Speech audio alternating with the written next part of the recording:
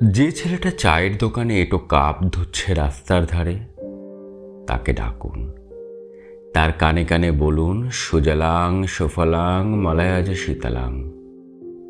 হ্যাঁ, বেশ সুন্দর করে বলুন। যে মেয়েটা চাকরির নাম করে বনগাঁ কিংবা চাকদা থেকে রোজ সকালে ট্রেনে সেজেগুজে শহরে আসছে, শরীর বেচে চাল ডাল নুন কিনতে, তাকে ডাকুন। তার কানে কানে সুরেলা কণ্ঠে বলুন, সার্থক জনম আমার জন্মেছি এই দেশে।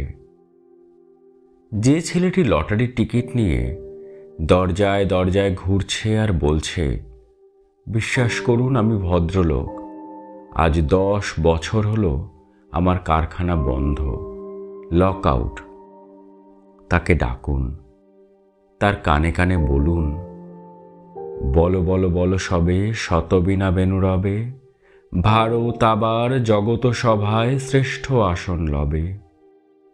রাতের আকাশ কাঁপি অজর ধারায় বৃষ্টি নামলে যে মা আজও লণ্ঠন হাতে টালির ঘরে দরজায় ঠায় দাঁড়িয়ে থাকেন তার খোকন ফিরে আসবে বলে, যে খোকনকে এমনই এক বর্ষার উন্মত্ত রাতে কালো গাড়ির পুলিশ ডেকে নিয়ে গিয়েছিল, আর বরানগরের রাস্তায় ভোরের ঘুম ভাঙা কুকুর প্রথম দেখেছিল যার গুলিবিদ্ধ রক্তাক্ত লাশ, সেই মাকে ডাকুন।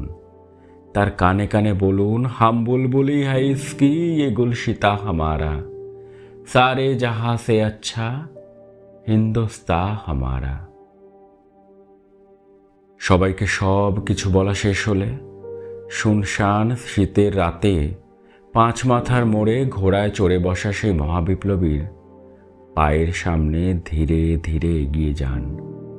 ফাঁকা রাস্তায় রাতের বাতাসে কান পাতুন, শুনতে পাবেন সেই বিপ্লবী পুরুষের বজ্রকণ্ঠ, আমি তোমাদের কাছে রক্ত চেয়েছিলাম তোমাদের স্বাধীনতা এনে দেব বলে, আমি পারিনি, কিন্তু আমি আমার সমস্ত জীবন উৎসর্গ করেছি, আর তোমরা